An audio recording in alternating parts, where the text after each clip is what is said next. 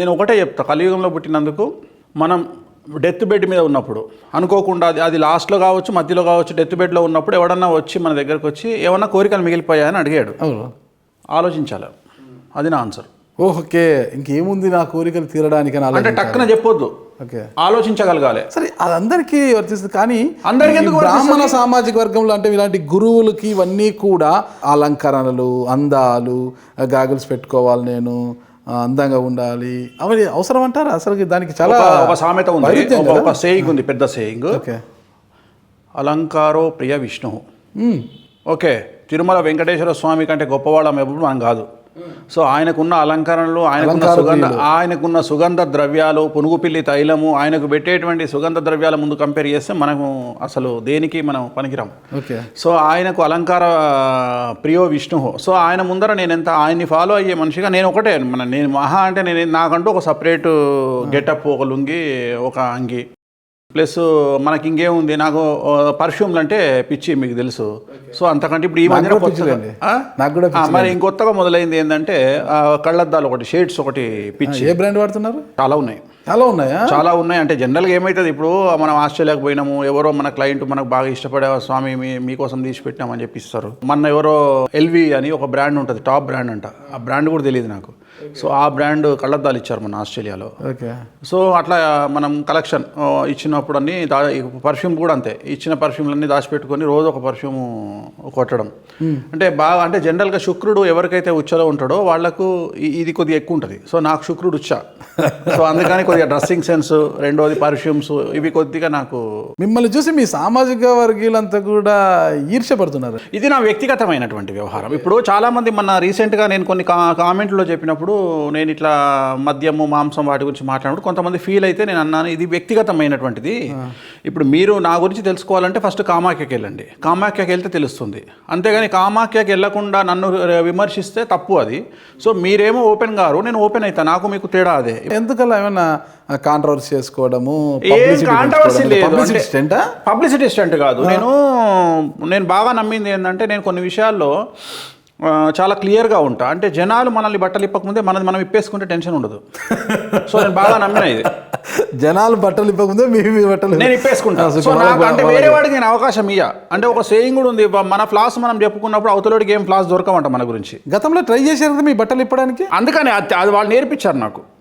So ఎట్లా ఉండాలి వేణుస్వామి అనేది నేర్పించారు. సో అందుకని నేను ప్రతి విషయంలో నేను చాలా ఓపెన్గా ఉంటా. అంటే వేణుస్వామి గురించి మీకు ఈ విషయం తెలుసా అని క్వశ్చన్ మార్క్ పెట్టాల్సిన పని లేదు. ఓకే, అంటే జనరల్గా మీడియాలో ఎట్లుంటుంది అంటే, ఇప్పుడు వేణుస్వామి ఉన్నాడు, మీకు మొన్న నేను మ్యాచ్కి వెళ్ళా ఆస్ట్రేలియాలో, నేను మెల్బోర్న్లో ఎంసీజీలో క్రికెట్ చూస్తా ఉన్నా. నా జీవితంలో ఫస్ట్ మ్యాచ్, నేను క్రికెట్ మ్యాచ్ స్టేడియంలో చూసా. అదే లాస్ట్, ఇంకా మళ్ళీ జీవితంలో చూడను. ఇంకా ఏమి చెంపలేసుకున్నా. ఎంత టెన్షన్ అంటే, విరాట్ కోహ్లీ కంటే కూడా ఎక్కువ నాకు ప్రెషర్. అక్కడ 90,600 ఆ రోజు కెపాసిటీ, 1,00,000 మందికి 90,600 జనాలు ఉన్నారు. దాంట్లో తెలుగు వాళ్ళు సుమారు ఒక 5,000 మంది ఉంటారు. ప్రతి ఒక్కళ్ళు వస్తున్నారేమో, వీఐపీ లాంజ్లో కూర్చొని ఉన్నా, క్రికెట్ చూస్తూ ఉంటే ప్రతి ఒక్కళ్ళు వస్తున్నారు. నేను సెకండ్ ఫ్లోర్లో ఉన్నా, ఫస్ట్ ఫ్లోర్లో వచ్చిన వాళ్ళందరూ స్వామి నమస్తే అంటున్నా. నమస్తే, ఎవరు గెలుస్తారు? ఫస్ట్ నమస్తే, నెక్స్ట్ ఇట్లా చూపించి ఎవరు గెలుస్తారు, ఇండియా గెలుస్తుంది నేను చెప్పడం.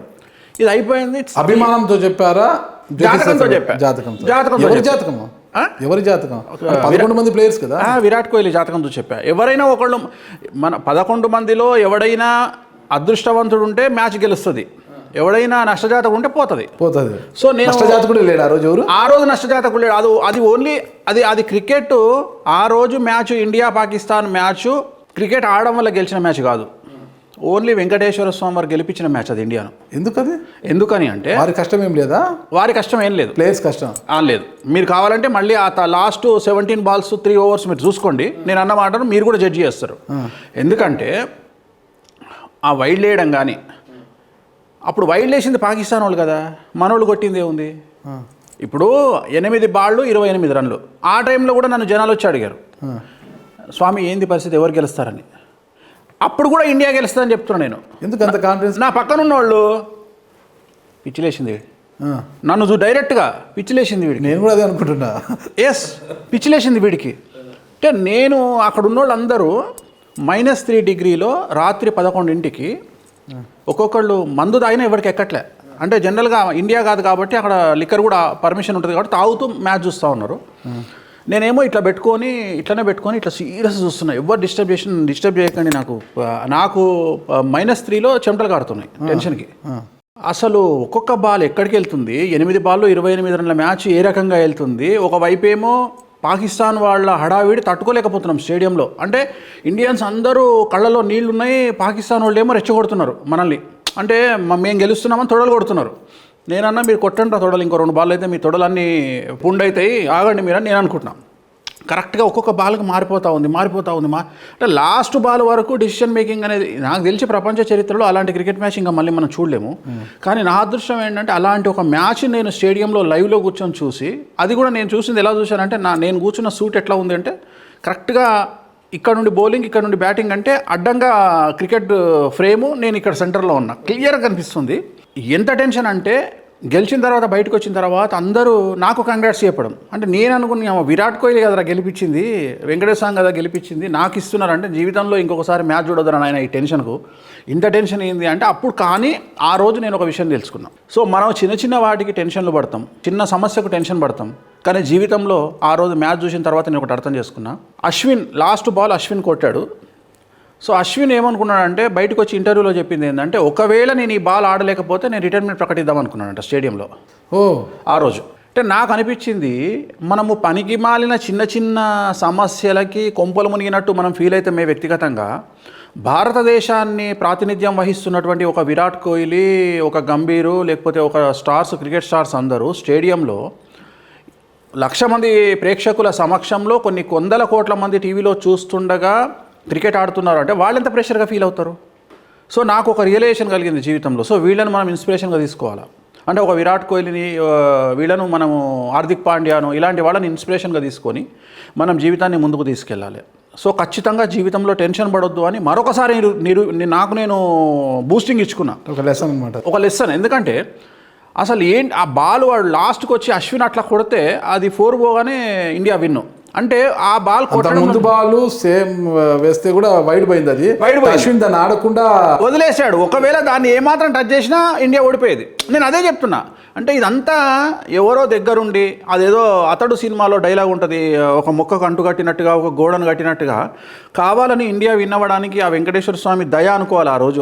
అసలు ఆ డిజైనింగ్, ఆ వైడ్ బాల్ ప్లస్ ఆ నో బాల్, డెడ్ బాల్ను వీళ్ళు 3 రన్లు తీశారు, అది బోల్డ్ అయినా కానీ. సో ఒక విచిత్రమైన కాంబినేషన్లో జరిగినటువంటి మ్యాచ్ అది. సో ఆ రోజు నాకు అనిపించింది ఏంటంటే, ఖచ్చితంగా జీవితంలో మనం ఇన్స్పిరేషన్గా తీసుకోవాల్సింది క్రికెటర్స్ని. ఎందుకంటే వాళ్ళకు ఉండే ప్రెషరు. సో నేను అనేది ఏంటంటే, ఎప్పుడైతే ఒక నేషనల్ గేమ్ క్రికెట్ను ఒక దేశానికి ప్రాతినిధ్యం వహిస్తారో 100కి 100% వాళ్ళకి క్రికెట్ వస్తేనే తీసుకుంటారు. సో ఇక్కడ వాళ్ళ గురించి మనకు శశభిషలు అవసరం లేదు, వాళ్ళ మీద అనుమానం అవసరం లేదు. అంటే ఈ బౌలర్ ఆడతాడా, ఈ బ్యాట్స్మెన్ ఆడతాడా అవసరం లేదు. ఎందుకంటే వాళ్ళకి ఆ స్థాయి ఉంటేనే ఆ 11కు 14 వస్తారు ఏది నేషనల్కు. ఎవరైతే స్టేడియంలో ఒత్తిడిని తట్టుకొని ఆడతారో వాళ్ళు విన్ అవుతారు. మరి పాకిస్తాన్తో గెలిపించిన వెంకటేశ్వర స్వామి మరి న్యూజిలాండ్తో సెమీఫైనల్లో ఎందుకు ఓడించాడంటారు? ఎవరు నష్టజాతకుడు ఎవరున్నారు? చాలామంది ఉంటారు. ఇప్పుడు దీనికి రివర్స్లో నేను ప్రశ్నిస్తాను.